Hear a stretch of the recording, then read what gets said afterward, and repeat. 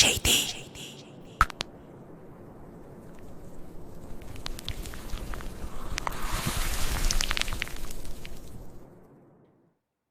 Ang kwentong ito ay hango sa totoong buhay.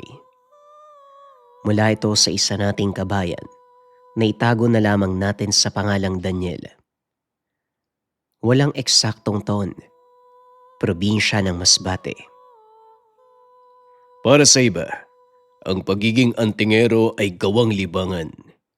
Ngunit lingid sa kaalaman nila na ito ay may kaakibat na malaking responsibilidad. Ang pagkakamit ng kalamang mula sa Diyos ay hindi gawang biro. Ito ay nangangailangan ng matinding sakripisyo at malawak na pag-unawa sa mga bagay-bagay. Makakamtan lang ito sa sandaling maunawaan mo ang totoong dahilan kung bakit ka nabubuhay sa mundo. Wika ni Ka Pedro. Ano naman po yung dahilan ng mga antingerong nangangalap ng mga mutya? Pati na rin po agima tapos binibenta nila. Hindi po ba sabi niyo bawal yun? Tama ka, Daniel. Ang mga ganong tao, walang pagpapalaga at respeto sa gabay ng mga mutya at gamit. May iba na nais lang manloko para magkapera. Yan ang wag na wag mong gagawin, Daniel. Malilintikan ka sa akin. Kahit nasukay ako, babangon at babangon ako para batukan ka. Naku po Ka Pedro, huwag ka mag-alala. Wala naman akong balak gawin yun eh. Isa pa, ayoko maging masama yung tingin sa akin ng mga tao. Lalo na yung maestro ko, kilalang mabuting albularyo. Tignan mo to, ng bola pa. Sige na, balik na sa pagbabasa. Mamaya tatanungin kita kung ano mga natutunan mo. Nang mga sandaling ito, nasa pangangalaga ni Ka Pedro itong si Daniel. Kilalang manggagamot at kapitan ng baryo, iginagalang dahil sa taglay na prinsipyo at paninindigan. Bago naging kapitan, dating kasapi ng hukbong sandataan si Pedro, kilala ito na makasama dahil sa kakaibang katapangan, kawalan ng takot sa harap ng matinding panganib. Ito ay dahil sa tangan na 7 uri ng mutya. Ang ilan sa mga dati niyang kasama nasaksihan ang kakaibang kakayahan.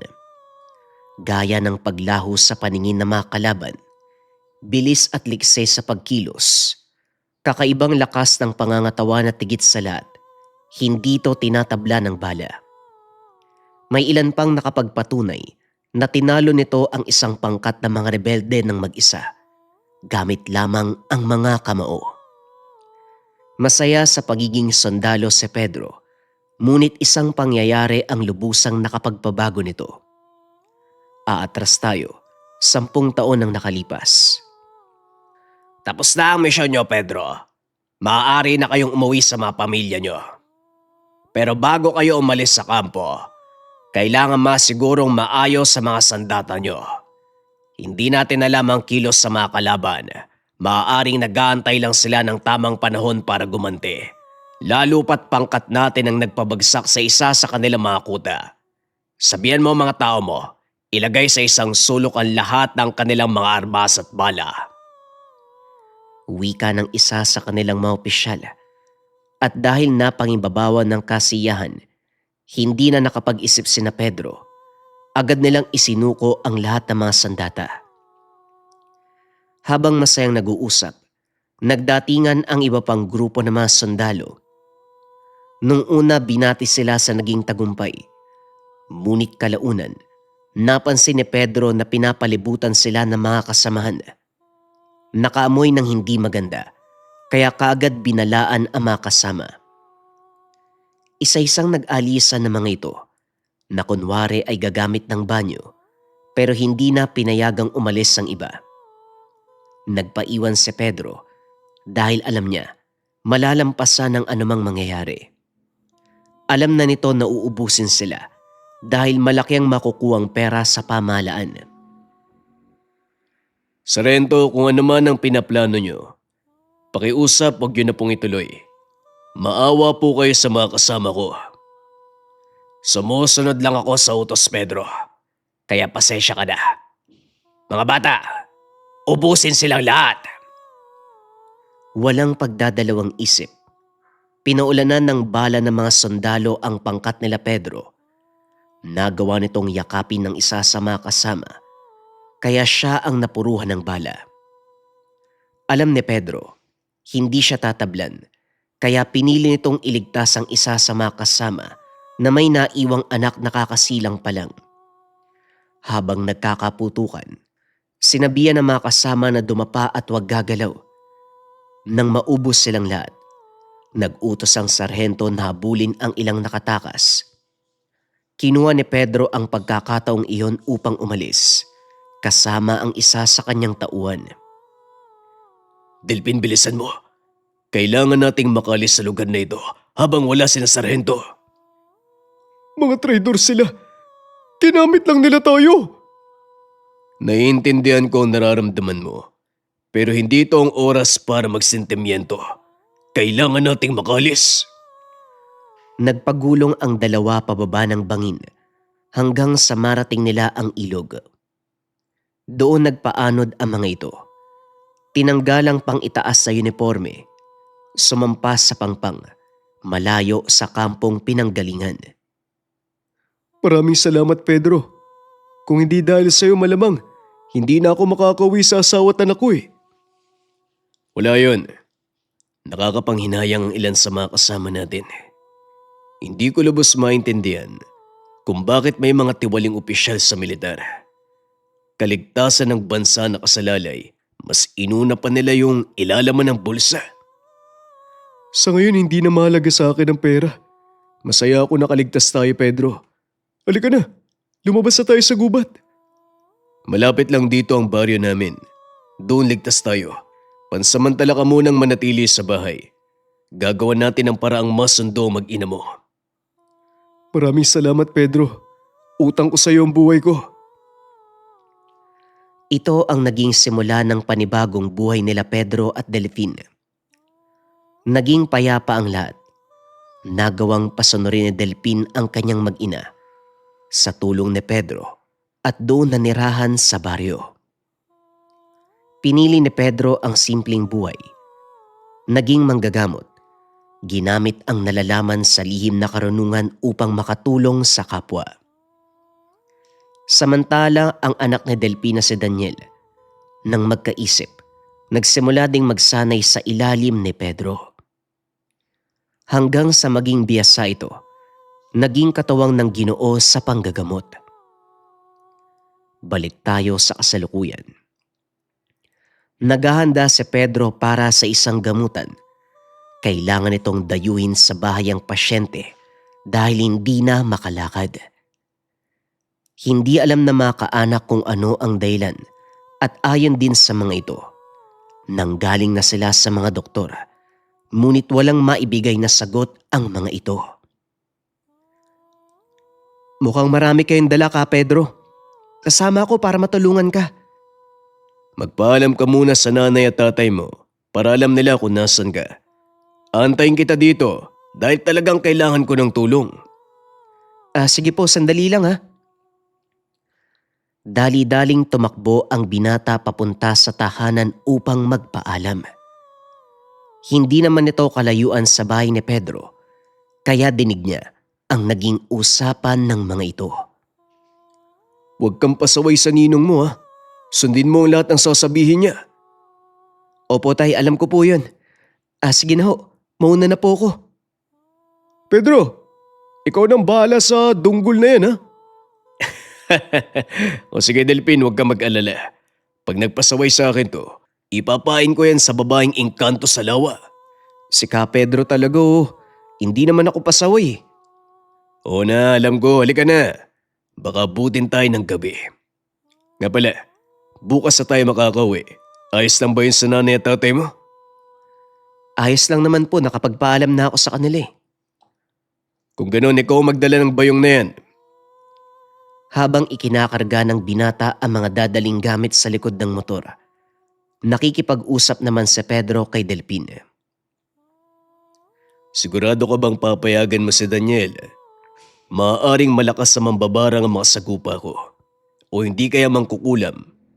Pinakamalala aswang. Sa loob ng 6 na taon, napanatili mong ligtas ang pamumuhay. Hindi lang ng mag-anak kundi ng buong baryo. Ngayon pa ba ako magdadalawang isip sa kakayahan mo? Huwag ka mag-alala. Malaki ang tiwala ko sa anak ko, lalong-lalo na sa'yo. Maraming salamat, kaibigan. Huwag ka mag-alala. Uwi ng ligtas si Daniel. Sige na, mauna na kami. Matapos ang pag-uusap, agad nang umalis si Daniel. 30 minuto ang biyahe ng mga ito papunta sa tahanan ng pasyente. Pagdating doon, nakaabang ang mga kaanak. Kaagad pumasok sa tahanan ng dalawa. Sa labas pa lang, nakaramdam ng kakaibang kilabot si Daniel. Ngunit hindi niya ito pinagtuunan ng pansin dahil mas prioridad nila ang pasyente. Habang kinakausap ni Ka Pedro ang mga kaanak, inihahanda naman ni Daniel ang mga gamit. Sa kalagitnaan ng paglalatag nito ng mga kakailanganin, muling nakaramdam ng kakaibang presensya. Napatingin ito sa bintana. Nakita ang isang lalaking nakasuot ng sombrerong gawa sa buli. Nang mapansin ng lalaking nakatitig sa kanya ang binata, agad itong nag-iwas ng tingin. Muli, hindi ito pinansin ni Daniel. Nagpatuloy ito sa paghahanda ng mga gamit hanggang sa magsimula na sa panggagamot si Ka Pedro. Nakatayo lang ito sa tabi ng Ginoo habang pinakikiramdaman ang paligid. Hindi pa rin nawala ang kilabot na nararamdaman ng binata kaya sinabi niya ito kay Ka Pedro. Ka Pedro, kanina ko pa nararamdaman parang may kumukontra sa ginagawa niyo Alam ko, huwag ka magpapalata dahil nasa paligid lang siya. Nagpatuloy sa panggagamot si Ka Pedro. Natukoy kung ano ang pinagmula ng sakit ng pasyente. Hindi ito sinabi sa mga kaanak dahil alam niya mag-iingay ang mga ito sa sandaling malaman ang sanhi. Ito rin ay magandang pamamaraan upang maiwasang malaman ng may gawa na bistado na ang kanyang pagkatao. Tinignan ni Ka Pedro si Daniel. Alam na ng binata ang ganong senyas, kaya pasimple itong naupo sa sulok, kung saan hindi siya makikita ng lalaking nasa labas. Nag-usal ng palipad hangin. Napasigaw ang lalaking nasa labas kaya dali-daling tumayo si Ka Pedro, lumabas ng tahanan. Ngunit hindi na nito nadatnan ang sinasabing tao ni Daniel. Muling bumalik ang Ginoo. Ipinagpatuloy ang panggagamot sa pasyente. Kaya ba nating gamutin yung pasyente sa loob ng isang gabi, Ka Pedro? Kung makikiayon ng panahon, Daniel, oo. Pero kung mamalasin tayo, abutin ng 2 hanggang 3 araw ang gamutan. Ano po ang dapat nating gawin? Kailangan mahuli ang naglagay ng sakit sa kanya. Hindi pangkaraniwang kulam ang ginawa sa taong ito. Matindi rin ang galit na may gawa sa kanya. Yun po ba yung taong nakasalakot kanina? Nakita mo ba yung mukha niya? Opo. Sandali lang kasi umiwas siya kagad. Pero natatandaan ko yung mukha ng taong yun Siguradong makikilala ko siya kapag nakita uli. Mas mabuti yan. Dito tayo matutulog ngayong gabi. Siguradong magpapakita uli ang taong yun. Hindi siya lalayo dahil kailangan niyang siguraduhin na tapos na ang trabaho. Yung tao po kanina may gawa, diba? Hindi, Daniel. Malamang binayaran lang siya para gawin ito sa pasyente. Kung malalim ang galit ng taong yun, malamang patay na yung pasyente pero hindi. Dahil ang nais ng nag-utos sa kanya, pahirapan ng husto ang biktima hanggang sa hilingin ito na mamatay na lang. Kailangan natin siyang mahuli para malaman kung sinong nagpagawa niyan. Pero paano natin gagawin yun? Teka, alam ko na. Ako na po ang tutugis sa kanya habang ginagamot niyo ang pasyente. Masyadong delikado. Alam ko naman kaya mo pero may mas mabilis at ligtas sa paraan. Kaya nating gawin yon nang hindi umalis dito. Ha? Posible po ba yun? Ilang taon na nga kitang estudyante? 10 taon na po. Bakit? Sa loob ng 10 taon, Hindi mo pa rin ba alam yung kakayahan ko? Biglang napangiti si Daniel dahil ito ang matagal niya nang inaantay, ang makita ang kakayahan ng ibang mutya ni Ka Pedro. Alam ko po.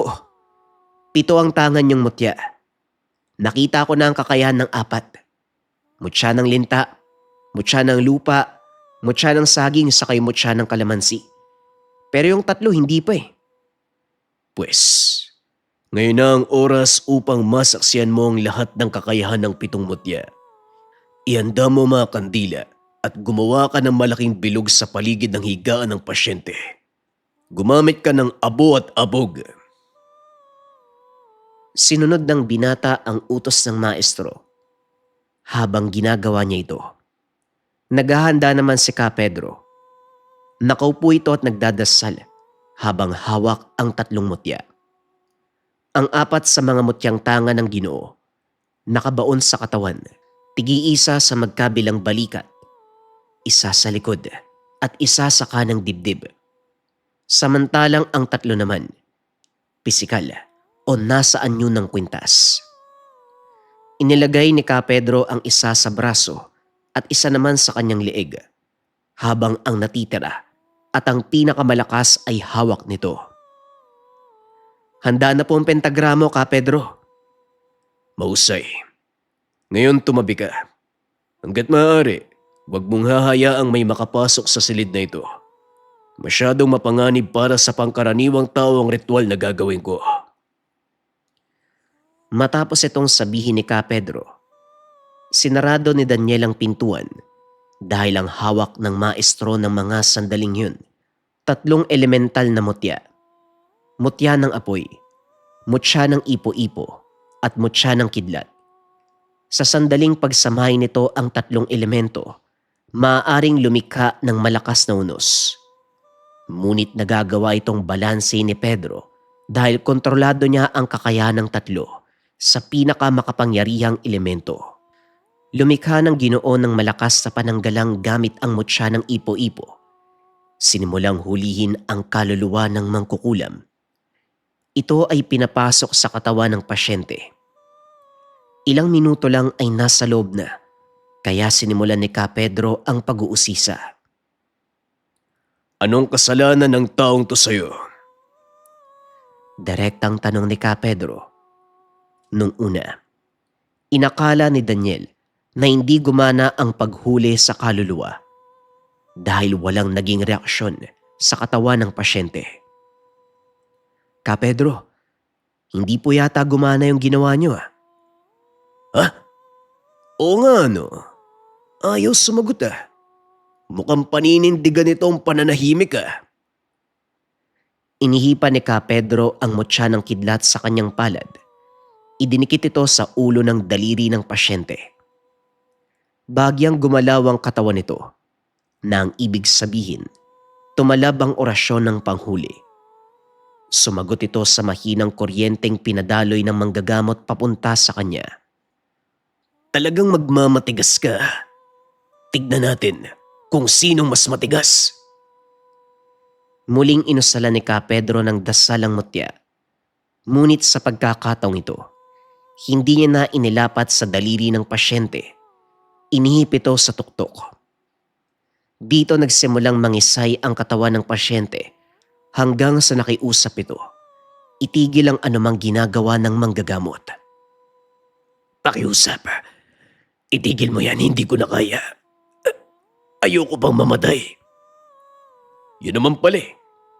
Ngayon sabihin mo, ano ang kasalanan ng taong to sa'yo? Wala siyang kasalanan sa akin. Napag-utusan lang ako. Hindi. Binayaran lang ako para gawin to. Sinong nagutos? Sa sandaling sabihin ko, papatay niya ang pamilya ko. Mukhang hindi ko nasaklaw ang tungkol sa bagay na yan. Sabihin mo sa akin kung sino nag-utos sa'yo. Baka hayaan pa kitang mabuhay. Pero kapag sinabi ko sa'yo, pamilya ko naman ang malalagay sa panganib. Isang beses ko na lang hihilingin. Sabihin mo sa akin kung sino ang may gawa at hahayaan kitang mabuhay. Sige, Sasabihin ko. Pero sa sandaling mapahamak ang pamilya ko, humanda ka. Dahil ikaw ang babalikan ko. Kapatid ng pasyente mo ang nag-utos. Nagkatinginan sina Daniel at Ka Pedro dahil kasama lang din nila sa bahay na yon ang kapatid ng biktima. Sa katunayan, ito pa nga ang sumalubong nang dumating sila. Kalasin mo ang sumpang ibinigay mo sa tao. Tanggalin ang lahat ng ibinuon mong kawalanghiyaan. Dali-daling nagpagpag ang pasyente. May kung ano itong hinugot sa katawan. Nang matapos muli itong nagsalita. Natanggal ko na ang sakit at lahat ng inilagay ko. Ngayon pakiusap. Hayaan mo kong makalis. Nagbagong isip ko. Pasensya na lang tayo. Idinikit ni Pedro ang mutya ng kidlat sa dibdib ng pasyente. Nag-usal ng pangpatay na orasyon. Sumigaw ang pasyente, kaya kagad nagpasukan na mga kaanak. Kasama ang kapatid ng biktimang nagpakulam sa kanya. Matapos ay nawalan ng malay ang pasyente. Wala nang mangkukulam at natanggal na rin ang sakit niya. Sa loob ng 3 araw babalik na sa dati ang katawan ng pasyente. Buti naman kung ganun. Akala ko matutuluyan na ang kapatid ko eh. Oo, nagawang patayin ang mangkukulam. Pero ang nagpakulam, Buhay pa. Nanlaki ang mga mata ng kapatid ng biktima nang marinig ang sinabi ni Ka Pedro. Kung ganun hindi pa siya ligtas, anong susunod mong plano? ikaw ang tatanungin ko. Anong plano mo? Bakit mo pinagtangka ng buhay ng kapatid mo? Nang mga sandaling yun, hawak na ng Ginoo ang mutya ng linta. Ito ay may kakayahan na paamuhin at paaminin sa anumang ginawang kasalanan ang isang tao. Ha? Ano bang sinasabi mo?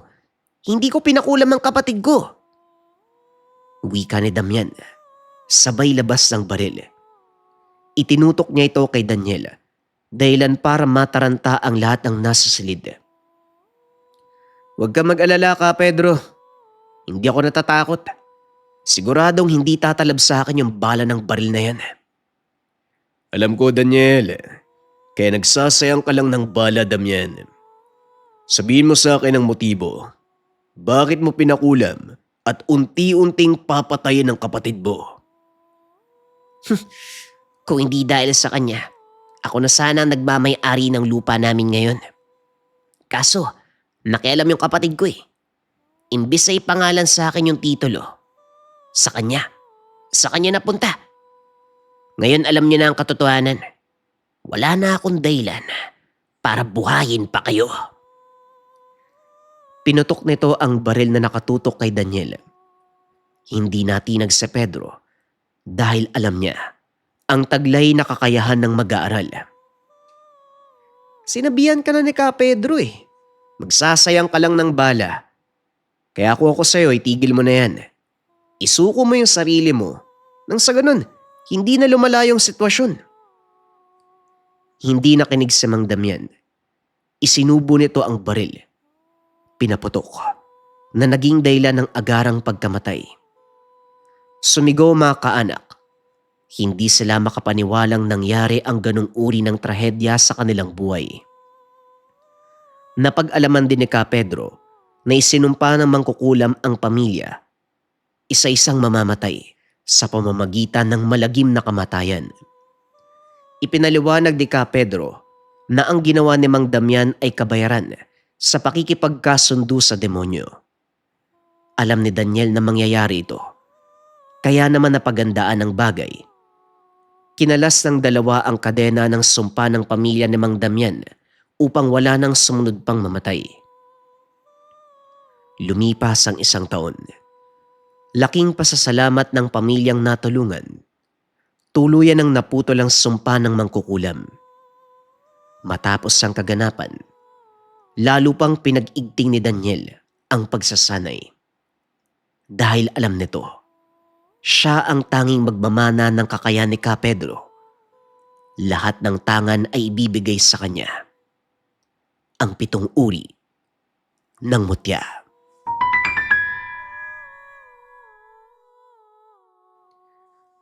Ang kwentong ito ay hango sa totoong buhay. Mula ito sa isa nating kabayan na itago na lamang natin sa pangalang Tunying. Walang eksaktong taon. Sipalay, Negros Occidental. May lumang paniniwala ang matatandang mangingisda sa liblib na baybayin ng Negros. Kapag meron kang nakitang bangka, walang sakay na palutang-lutang sa gitna ng dagat pagsapit ng gabi, huwag mo itong lalapitan. Huwag mong tawagin ang may-ari.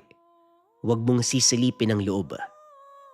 At higit sa lahat, huwag mong itatali ang bangka sa sarili mong sasakyang dagat upang dalhin pabalik sa Pangpang. Ayon sa matatanda, may mga bangka na hindi talaga nawawala. May mga bangka na sadyang iniwan sa dagat bilang pain. At kung minsan, hindi tao ang naghihintay sa ilalim ng mga ito. Isa si Tunying sa mga hindi naniniwala sa ganong kwento. 29 na taong gulang siya. Mula pagkabata sanay nang pumalaot. Kabisado niya ang galaw ng tubig, direksyon ng hangin at pagbabago ng panahon. Kaya niya ring makabalik sa baryo kahit madilim at walang buwan. Isang hapon, naghahanda si Tunying ng lambat sa tabing dagat nang dumating ang kaibigang si Bebot. May dalang tubig at isang supot ng nilagang kamote. Tunying, sigurado ka bang lalabas tayo ngayong gabi? Hindi tumingin si Tunying. Patuloy lamang niyang inaayos ang lambat. Bakit naman, Bebot? Anong meron? Hindi mo ba nakita yung ulap sa kanluran? Baka lumakas yung hangin mamaya. Hindi uulan. Makapal lang ang ulap. Umupo si Bebot sa tabi ng bangka. Hindi naman ulan ang inaalala ko, pare. Doon lamang napatingin si Tunying sa kaibigan. Ano ka ba? Kung ano-ano yung pumapasok sa isip mo eh. 3 araw nang nawawala si Kadoming, oh. Tumahimik si Tunying. Kilala nila si Doming, isang mangingisda na nakatira sa kabilang bahagi ng baryo. 4 na araw na ang nakalipas nang pumalaot ito ng mag-isa upang manghuli ng pusit. Hindi na ito nakabalik pa. Kinabukasan, hinanap siya ng ilang mangingisda. Kaso nga lang, sirang sagwan lamang ang nakita nila. Baka naman tinangay lang ng alon. Yun din ang sabi ko nung una eh. Pero ayon kay Mang Jose, walang malakas na alon nung gabing nawala si Doming. Si Mang Jose naman, mas marami pa yata siyang kwentong panakot kaysa sa nahuling isda eh. Maya-maya, may narinig silang mahinang ubo mula sa likuran. Paglingon nila, naroon si Mang Jose. Payatang matanda, halos puti na ang buhok at may hawak na lumang sagwan na ginagamit niyang tungkod. Kapag tumanda ka, Tonying, malalaman mong hindi lahat ng babala ay ginagawa para manakot lang. Magandang hapon po, Mang Jose. Saan kayo pupunta? Sa Batuhan sa Timog. Maraming pusit doon kapag ganitong panahon. Huwag kayong pumalaot ngayong gabi. Napangiti si Tunying. At bakit naman po? Tumingin si Mang Jose sa dagat. Kaninang madaling araw, may nakita akong dose-dose ng patay na isda sa bunganga ng maliit na ilog. Wala silang sugat o kagat, pero mapuputi ang kanilang mga mata. Nawala ang ngiti ni Bebot.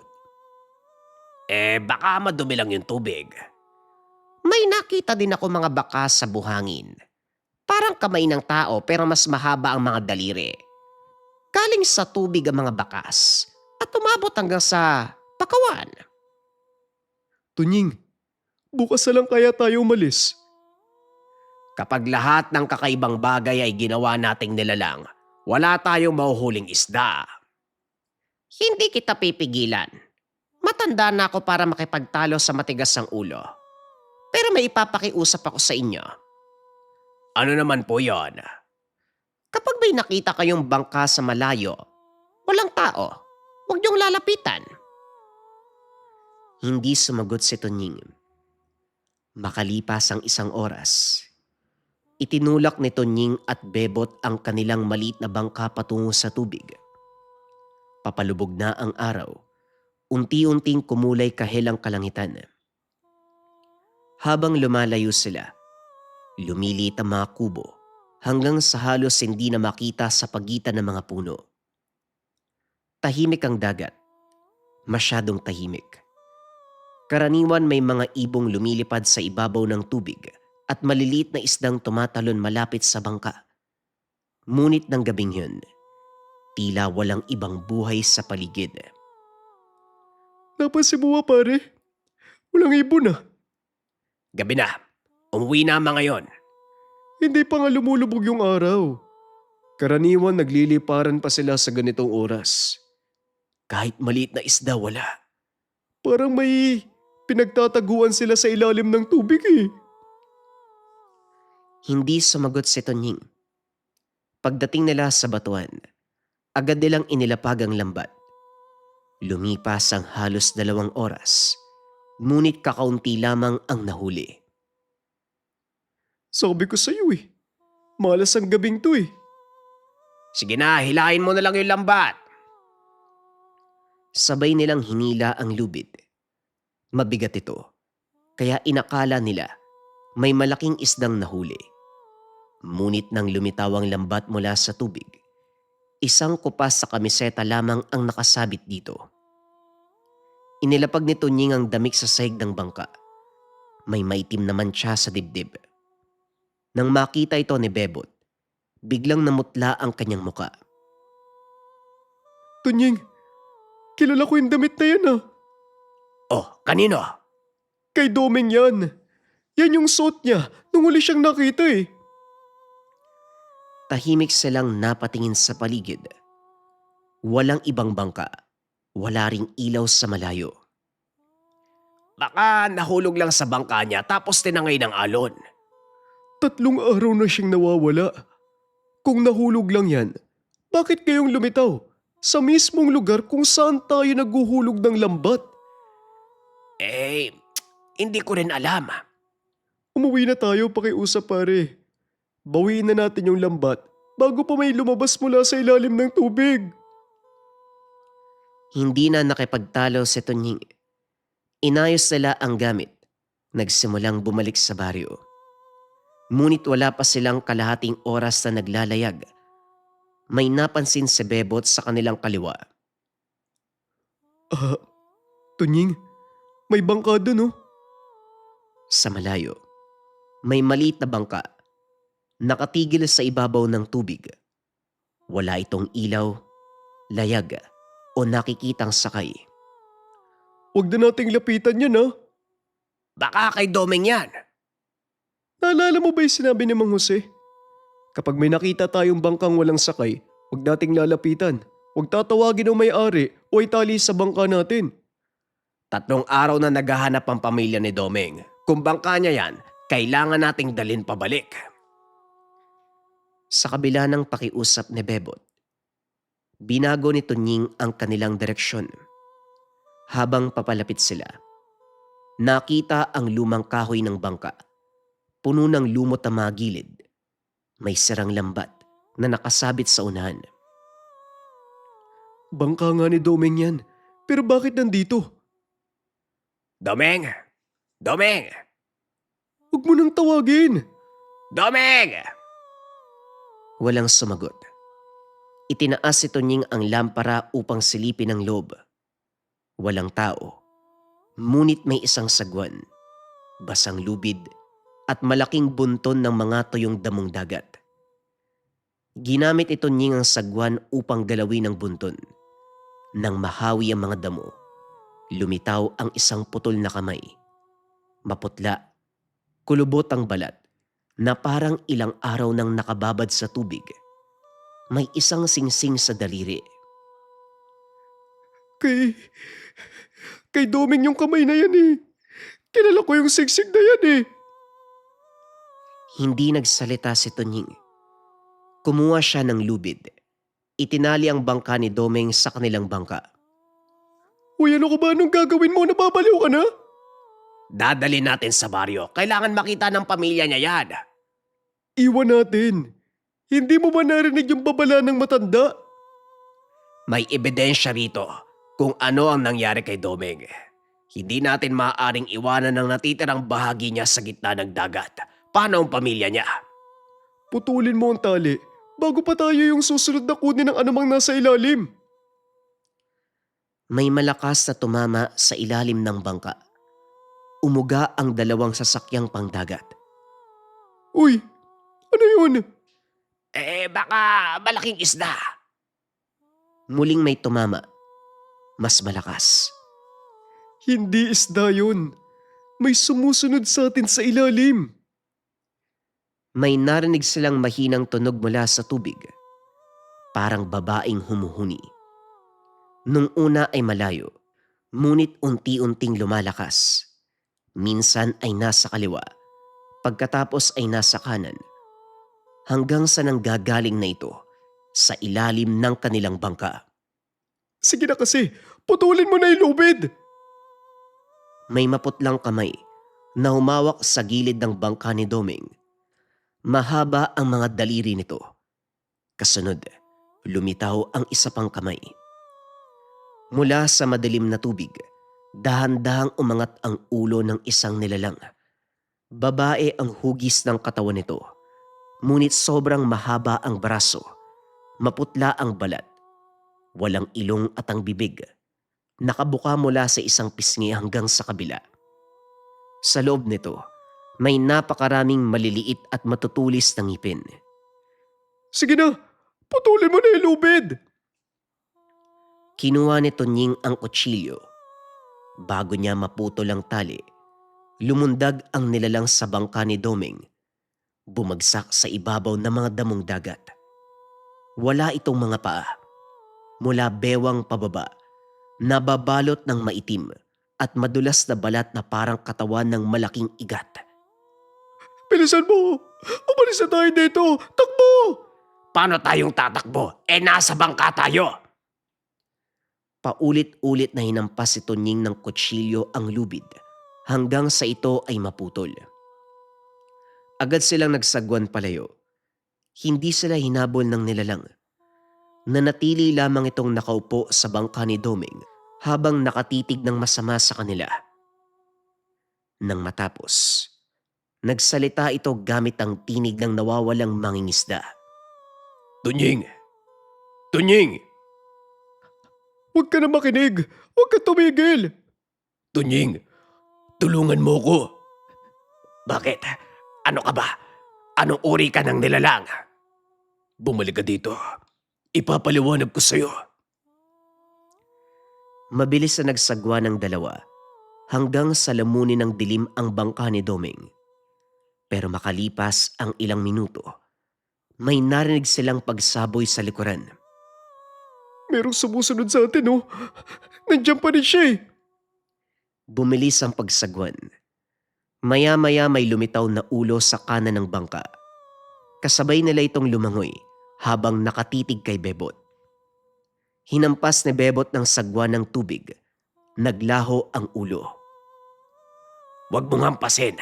Lalong magagalit yan. Anong gusto mong gawin ko? Hintayin na kainin tayo? Umuga ang bangka. May kamay na humawak sa likuran. Kinuha ni Tunying ang kutsilyo at sinaksak ito. Isang matinis na sigaw ang umalingaw sa dagat bago sila binitawan ng nilalang. Mula sa dilim, muli nilang narinig ang boses ni Domeng. Tunying, tulungan mo ko. Huwag mo kong iwan dito. Ikaw ba yan, Domeng? Huwag ka nang sumagot, hindi si Domeng yan. Pagsagwan ka na lang. Sa wakas, nakita nila ang maliit na ilaw mula sa baryo. Pero bago sila makarating sa mababaw na bahagi, dalawang kamay ang lumitaw mula sa tubig. Humawak sa magkabilang balikat ni Bebot. Tunying! Tulungan mo ako, Tunying! Nahila si Bebot mula sa bangka. Dumiretso ng bagsak sa dagat. Tinignan ni Tunying. Nakita ang kaibigang nagpupumiglas habang may maitim na anyo na gumagalaw sa ilalim nito. Bilisan mo! Hawakan mo yung kamay ko! Oh, pare! Tulungan mo ako! Halos magdikit ang kanilang mga daliri nang biglang lumubog si Bebot. Nawala sa ilalim ng tubig. Bebot! Bebot! Tumahimik ang lugar. Ilang bula lamang ang lumitaw. Maya-maya pa, may kamay na humawak sa gilid ng bangka. Bebot! Ikaw ba yan?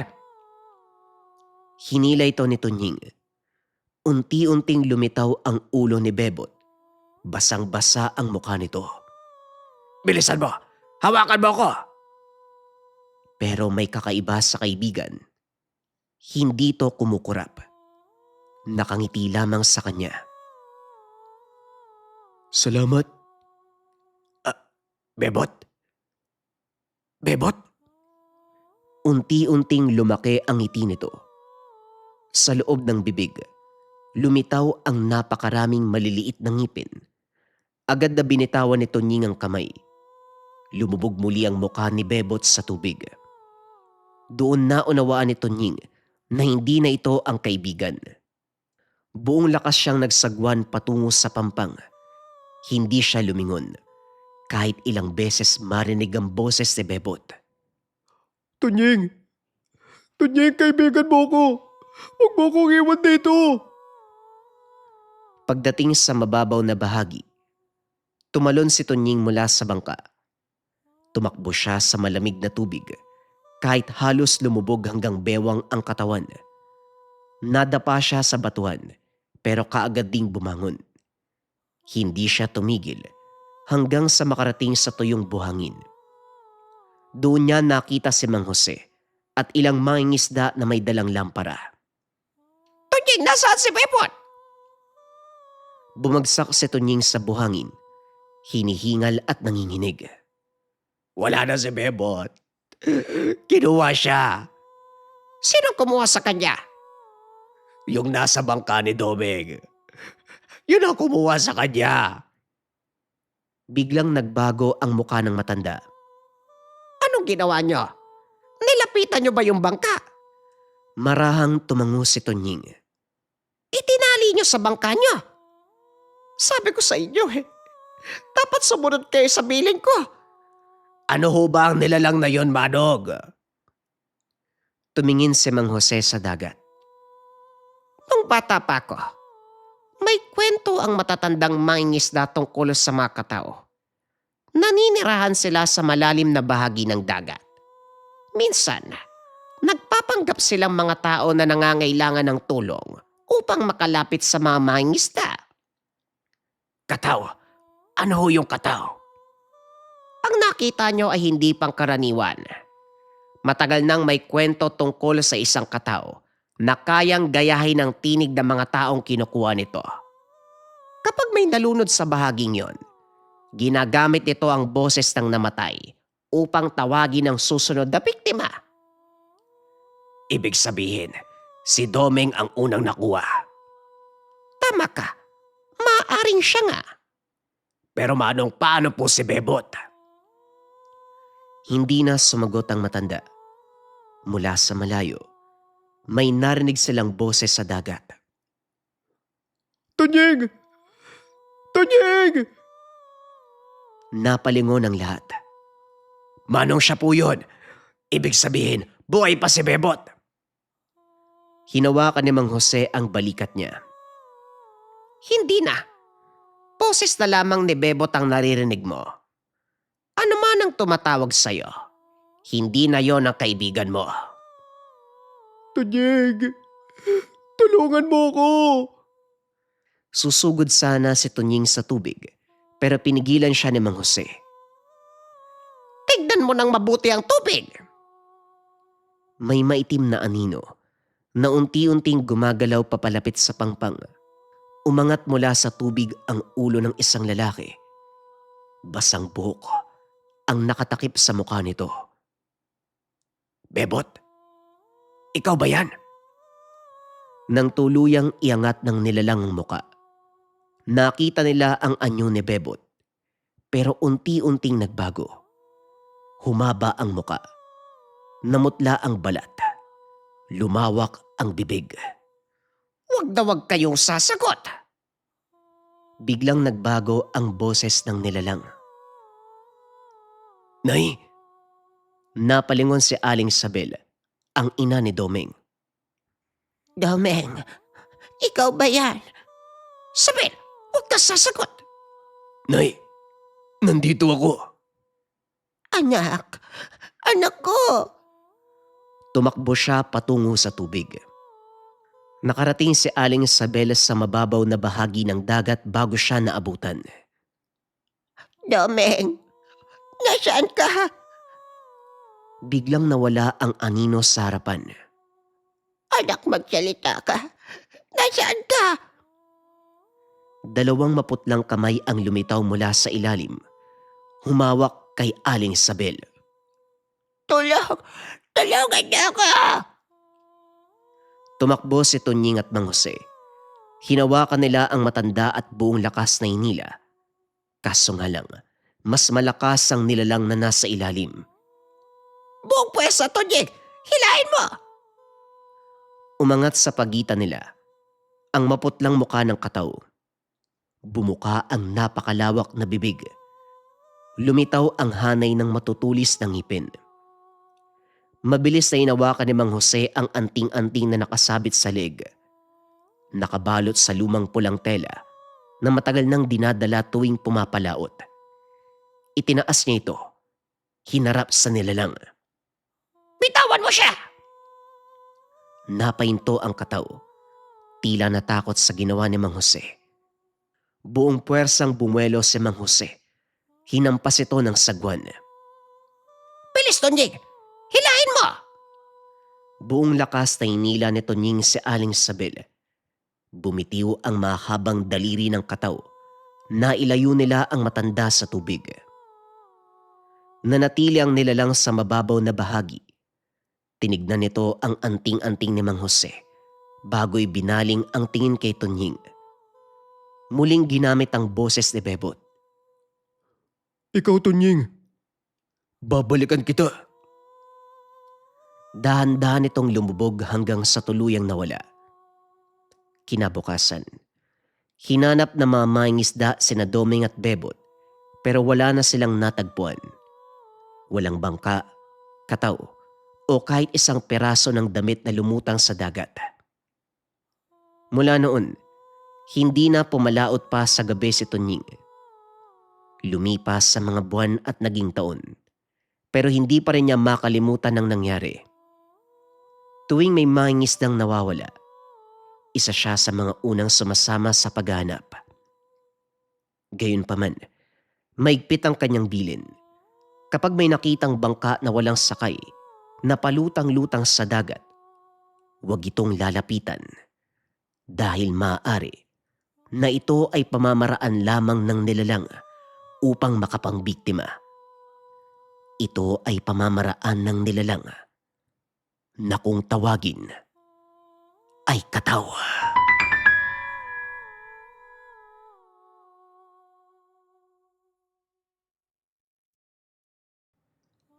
Ang kwentong ito ay hango sa totoong buhay. Mula ito sa isa nating kabayan na itago na lamang natin sa pangalang Glenn. Taong 1993, probinsya ng Basilan. Nang mga panong ito, kasalukuyang naghahanda ang pamilya sa kadailanang ikakasal ang tiyuhin. Gaganapin ang kasalan sa 3 baryo magmula sa kanila. Umarkila ng jeep patungo sa lugar. Hapon nang matapos ang kasal, kaya ingrandeng kainan ang naganap. Nagkatay ng 3 baboy para sa handaan. Napasarap ang inuman. At ang ama, lasing na lasing kaya maagang nakatulog. Glenn, mauna na muna kayong umuwi na mga pinsan mo ha. Sasamahan ko muna yung tatay mo dito. Tignan mo, hindi na makatayo dahil sa kalasingan eh. Susunod na lang kami kinabukasan. Dahil abala sa paglalaro, tumango na lamang ito bilang pagsang-ayon. Buti na lamang, ang driver ay hindi uminom. Kaya napanatag sila na magiging maayos ang kanilang pag-uwi mamaya. Napasarap ang pagsasaya, kaya inabutan sila ng gabi. May jeep nga silang inarkila. Yun nga lang hindi naman ito makaakyat papunta sa kanilang lugar. Bukod sa makitid ang daan, lubak-lubak pa ito. Kaya mula sa kanto, naglakad sila kasama ang iba pang kaanak. Marami sila noon, mga partidos ng lalaking ikinasal. Ang bahay ni Glenn at ng dalawa pa nitong pinsan ang pinakamalayo. Kaya sa uli, silang tatlo na lang ang naiwang naglalakad. May dala silang ilawan. Habang naglalakad na pag-usapan nila ang nangyari sa kasalan. Maya-maya pa natigilan ang pag-uusap nang biglang makarinig ng huni ng uwak. Umakyat ang kilabot sa kanilang katawan, kaya nagmamadali silang naglakad. Nang mga oras na yun, ramdam nilang nasa paligid lang ang nilalang, sa kadailanang naririnig pa rin ang paghuni. Napabuntong hininga si Glenn nang makita na ang bahay ng mga pinsan sa hindi kalayuan. Mga insan, hindi na muna ako didiretso sa pag-uwi Kung pwede, sa inyo muna ako magpapalipas ng gabi. Wika ni Glenn. Mas mainam nga ang ganun, pinsan, para walang mangyaring masama sa'yo. Tugon ni Orlan. Nagpahinga muna sandali bago inihanda ang mahihigaan. 2 kwarto ang naroon. Tipikal na bahay sa probinsya. Nasa kabilang kwarto ang kanilang mga magulang. Parehong nagpapahinga. Habang nakaiga, nagpapaantok, may napansin si Glenn na kakaiba.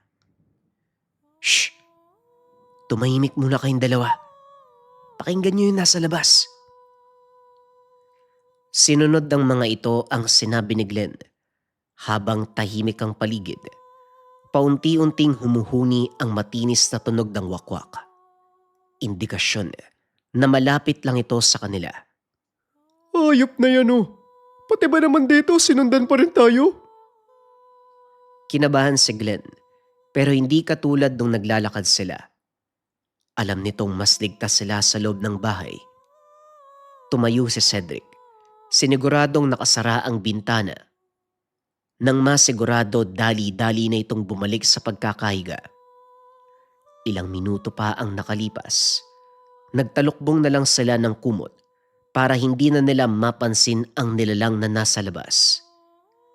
Sa lahat ng magpipinsan, si Orlan at Cedric ang kasundo nitong si Glenn. Kaso nga lang dahil sa tunog na yun, hindi na sila nakapagpahinga. Sa lugar nila, pinaniniwalaan talaga ang mga aswang dahil marami na ang nakaranas at nakakita sa mga ito. Ayon pa sa matatanda, nagsimula ang aswang sa kanilang lugar nung may dumaong na isang barko. Ang lula ng barko ay pamilya ng mga aswang, ngunit hindi malinaw para sa mga ito kung saan sila nanggaling. Basta bigla na lang daw sumulpot ang mga ito sa bayan. Simula noon, marami nang napapabalitang kababalagan na nangyayari sa lugar. Mga pangyayaring may kinalaman ang aswang. Ayaw tumigil ng nilalang na nasa labas. May pagkaluskus pa silang naririnig mula sa dingding ng bahay. Maya-maya pa, ramdam na nila ang pag-uga ng tahanan na masasabi mong may dumapo sa bubong. Orlan, patay mo yung lampara para hindi tayo makita dito. Kinuha nila ang sapin sa katre. Inilagay sa baba at doon nahiga. Hanggang sa narinig na naman nila ang pagkaluskos. Ngunit sa pagkakataong ito ay nasa bubong na. Sa unang pagkakataon nakita ni Glenn ang mapupulang mata ng aswang. Sumilip sa butas na ginawa nito. Kaagad ding napansin ng dalawang kasama. Matindi ang pagnanais ng aswang na ito na maisagawa ang masamang balak na tila ba takam na takam sa magpipinsan. Tumutulo ang laway dahilan para tumalsik sa pisngi ni Glenn. Kagad nagpunas at saka umalis sa pwesto.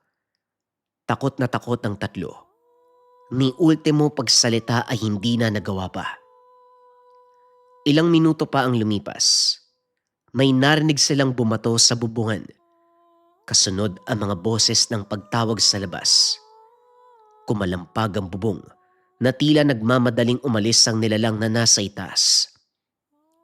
Ilang sandali pa narinig ang boses ni Mang Efren. Indikasyon na gising na ito. Ano ba yung ingay sa labas? Para may sunog ah. Nanatiling nakikiramdam ang magpipinsan. Hindi kumikilos. Hanggang sa maramdaman nila na pinapasok na ng tiyuhin ang mga kalalakian sa labas. Bumangon sila. Sinindihan ni Cedric ang gasera. Mang Efren, may nakita kaming aswang sa bubong niyo ah. Pinagbabato namin. Oy, Cedric, Orlad. Kayo nga lumabas dyan. Narinig niyo ba yung ingay? Hindi makasagot ang magkapatid, kaya si Glenn ang nagpaliwanag. Opo, tiyo.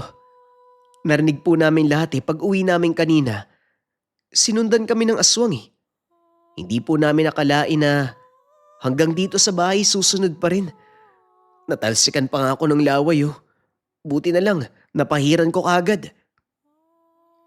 Doon nila nalaman mula sa kabilang baryo ang mga kalalakian. Napadaan lang para sana umuwi na nang makita nila ang aswang. Ay mga kaibigan, magkape muna kayo. Nakinig silang tatlo sa pinag-uusapan habang nagkakape. Napuna ng pinakamatanda sa kanila ang sinabi ni Glenn tungkol sa laway ng aswang. Nagkaroon ng interes.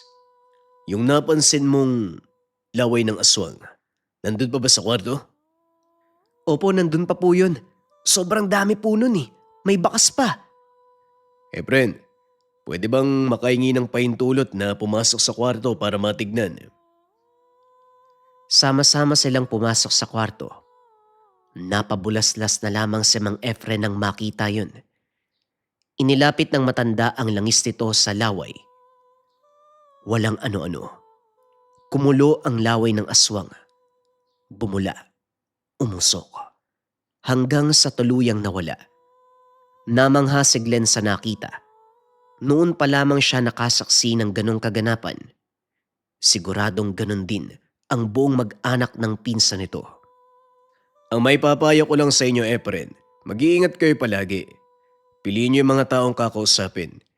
Kung hindi niyo kilala, huwag niyong pag-aksayan ng oras. Siguradong babalik yung aswang na yan. Napigilan yung balak niya na mambiktima Higit sa lahat, nasaktan namin yun. Nasugatan. Pagtingin ni Glenn sa chewin, baka sa mukha nito ang pag-aalala. Napansin din yon ng lalaki. Kaya meron siyang kinuha sa bag sabay abot kay Mang Efren. Ingatan mo yan, Efren. Siguraduhin mong nasa loob ng tahanan mo. Ilagay mo sa lugar na madaling makita. Malalaman niyo kapag merong aswang sa paligid kapag kumulo ang bagay na yan. Bago umalis ang mga ito ay nagpasalamat silang lahat. Hindi naman na nakatulog ang magpipinsan ng gabing yun. Panay ang sipat nila sa langis na ibinigay ng lalaki.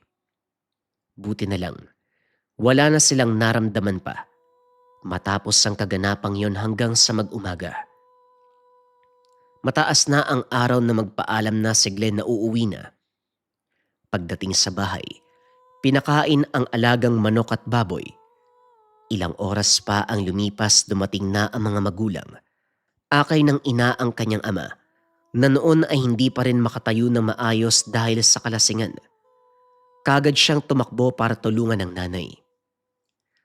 Ay naku Raul, sa susunod hindi na kita isasama sa mga handaan Hindi ka talaga tumatanda. Sa bawat inom mo, hindi ka titigil hanggat hindi naglulupasay sa lupa Ako yung nahihirapan sa ginawa mo Pagsapit ng hapon, nagising na ang ama. Pupungas-pungas pa ang mata bago lumabas ng bahay habang nakakunot ang noo. Nagtaka si Glenn sa akto ng tatay. Bakit Ano po yung hinahanap nyo? Napadako ang tingin sa anak. Kagad lumapit habang nakatitig ng seryoso. Anak, bakit may marka ka ng aswang? Anong nangyari sa'yo kagabi? Nagulat ang binatilyo sa tanong ng ama. Wala na itong nagawa, kundi paliwanag ang nangyari kagabi. Simula nang pauwi sila galing kasalan, nang marinig ito ni Raul, napamura na lang sa nalaman. Isang kilala at nirerespetong antingero si Raul sa kanilang lugar. Marami na itong napatunayan. Hindi ito basta tao lang. Kagad nagsagawa ng ritual para tanggalin ang marka ng aswang. Tawagin mo yung mga pinsan mo. Sabihin mo pinapatawag ko sila. Isama mo na din ang Tio Efren mo. Kakausapin ko siya. Nang marinig ni Glenn, kagad siyang tumakbo para tawagin ang mga pinsan at ang tiyuhin. Pagbalik kasama na ang mag-ama. Hindi na nag-aksaya ng oras si Raul. Tinanggal ang marka ng aswang sa mga anak bago kinausap si Efren. Bayaw, nakita mo ba yung aswang na ng gambala? Hindi bayaw eh. Pero nakita ng mga manunulo na taga-kabilang baryo lang din. Meron nga silang binigay na lang sa akin eh. Ang problema lang naiwan ko sa bahay. Mabuti naman, nagbigay sila ng kaunting pangontra. May pakiusap sana ako bayaw kung ayos lang. Ano yun bayaw? Kahit ano basta kaya ko. Gusto kong mahuli at mapatay yung aswang na gustong bumiktima sa mga anak natin. Hiramin ko muna yung mga anak mo ha. Dito muna sila sa bahay. Huwag ka mag-alala. Ibabalik ko sila ng buo. Ako, yun lang pala eh. Alam mo bayaw, libre ako buong linggo. Kaya pwede ko silang samahan dito. Nang sa ganon makatulong ako sa paghuli mo sa aswang. Sumang-ayon naman ito sa sinabi ng bayaw. Kaya kagad silang naganda. Umuwi muna si Efren para kumuha ng iilang damit na gagamitin. Pagkain na rin para sa pang-araw-araw. Habang si Raul, ibinaba ang depensa ng tahanan para lumapit ng husto ang aswang. Pagsapit ng hapon habang nagkakape sa labas, napag-usapan nila ang tungkol sa planong paghuli sa aswang. Wala kang gagawin bayaw. Ako nang bahalang gumalaw dito. Sa totoo lang kasi, hindi ako sanay na may inaalala kapag nakikipaglaban eh. Kaya mas mainam na dito ka lang sa loob ng bahay. Ganun ba ako siya? Sige. Manonood na lang ako sa gagawin mo. May punto ka naman eh. Baka maging sagaba lang ako. Ang bahay ni Glenn ay nasa bakanting lote. May mga puno ng mangga, pero nasa bandang kalayuan. Gawa sa yero ang bubong, habang ang dingding, gawa sa puno ng akasya. Ang pinto ay napakatibay. Sinadyang matibay ang pagkakagawa sa pintuan upang iwas gambala ng nilalang. Maya-maya pa, narinig ang malakas na boses ng asawa. Hoy Raul, baka mag-iinom na naman kayo ha. Humanda talaga kayo sa akin mamaya. Igagapos ko kayo sa puno ng nyog. Ito namang si Mersing. Akala mo araw-araw ako umiinom. Hindi nga araw-araw pero kapag nakainom, hindi tumitigil. Pagsapit ng dilim, matapos makapaghapunan nagpahinga na ang mga ito. Habang silang magbayaw, nasa labas pa. Nagpapahangin. Umabot na lamang ang hating gabi. Wala pa ring nararamdamang kakaiba si Raul. Kaya naman inaya niya ang bayaw na magpahinga. Bago pumikit, sinigurado muna nilang nakasarado ang lahat ng pwedeng daanan ng nilalang. Lumipas ang gabing yun. Walang nangyaring kakaiba. Nagpatuloy ang ilang araw hanggang sa umabot ng ilang linggo. Pero hindi nagpakampante si Raul. Alam niya, babalik ang aswang upang magiganti. Hanggang sa sumapit ang isang gabi, kasalukuyang naghahapunan ng lahat nang makaramdam ng kakaiba si Raul. Bagyang uminit ang kaliwang braso kung saan nakabaon ang mutya ng ngipin ng kalabaw. Sa kanang braso naman, naroon ang batoomo. Pinatapos sa muna nito ang pagkain bago inutusan ng lahat na pumasok sa kwarto. Dahil gustong masaksihan ni Glenn kung ano ang mangyayari, hindi siya nagpahinga. Bago lumabas, kinuha nito ang latigo ng makabuhay na nakalagay sa ilalim ng mesa. Nang tumapat na sa pintuan, doon na nag-usal, sabay ihip sa magkabilang braso. Namangha si Glenn sa nakita dahil ang braso ng ama nito bahagyang lumaki. Paglabas ng pintuan, tinignan ng buong kapaligiran. Dinampot ang upuan na gawa sa kahoy, naglakad patungo sa gitna ng bakuran. Umupo ito, nakaharap sa bahay habang tinitignan ng bubong. O ano? Sinong unang kikilos? Mag-aantay lang ba tayo? Matapos magsalita, may malakas sa pag-angil na narinig, parang nagmumula sa napakalaking aso. Walang ano-ano. May lumapag sa lupa na isang maitim na aso. Walang tigil sa pag-angil. Tumutulo pa ang laway. Sa isang kisap mata nakita ni Glenn, nagbago ang anyo nito. Naging isang matandang lalaki. Walang suot na saplot. Nanlilimahid sa langis ang buong katawan. Ah, ikaw pala yung aswang na gustong dumali sa anak ko, pati na rin sa pamangkin ko. Kilala kita. Natatandaan kita. Ikaw si Bitok, di ba?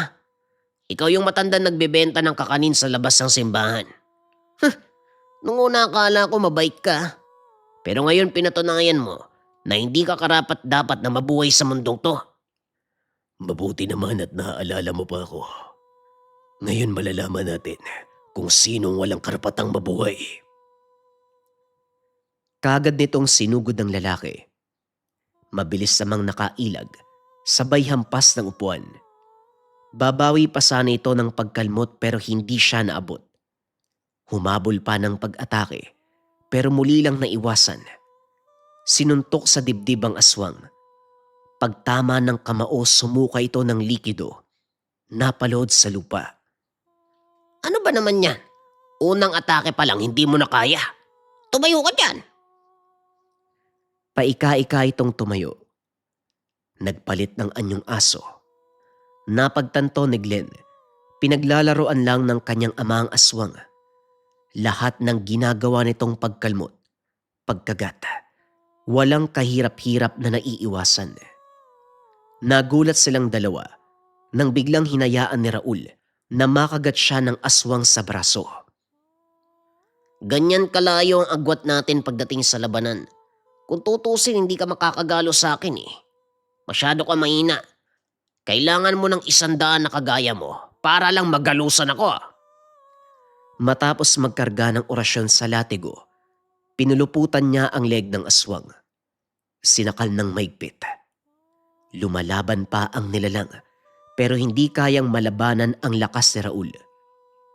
Dumilat ang mga mata ng aswang, tuluyang binawian ng buhay. Binuhat ito ni Raul, dinala sa likuran ng tahanan. Hindi na alam ni Glenn kung ano ang nangyari matapos nun. Dala ng kuryosidad, tinanong ni Glenn kung ano ang ginawa nito sa katawan ng aswang. Anak, brutal man ako pagdating sa labanan, pero nire-respeto ko ang katawan ng aking katunggali. Inilibing ko na may dignidad, pero magiging pataba na lang siya sa lupa. Matapos magsalita, pinunta nito ang palikuran para maglinis ng katawan. Kinabukasan, pinauwi na ni Raul ang bayaw. O paano ba yung bayaw? Tapos na ang palabas. Bibisita na lang ako sa inyo ha, kapag may oras. O sige bayaw, nabitin ako sa palabas ha. Pero salamat, niligtas mo mga anak ko. Nagpaalam na ang magpipinsan. Matapos ng araw na yun, hindi na sila nakaramdam ng panggagambala. Ito rin ang nagtulak kay Glenn para tahakin ang kanyang tadhana. Kasalukuyan manggagamot na si Glenn. Matanda na ang ama para sa ganong gawain. Marami itong pinagdaanan bago nakuha ang mga bagong mutya ng ama. Hindi na rin nakapag-asawa si Glenn. Itinoon niya ang buhay sa pagtulong sa mga nangangailangan. Isinabuhay niya ang bawat kaalaman na binahagi ng ama. Lahat ng nangangailangan ay pinaunlakan at kasama niya sa paglalakbay ang mutya na binaon sa kanyang katawan.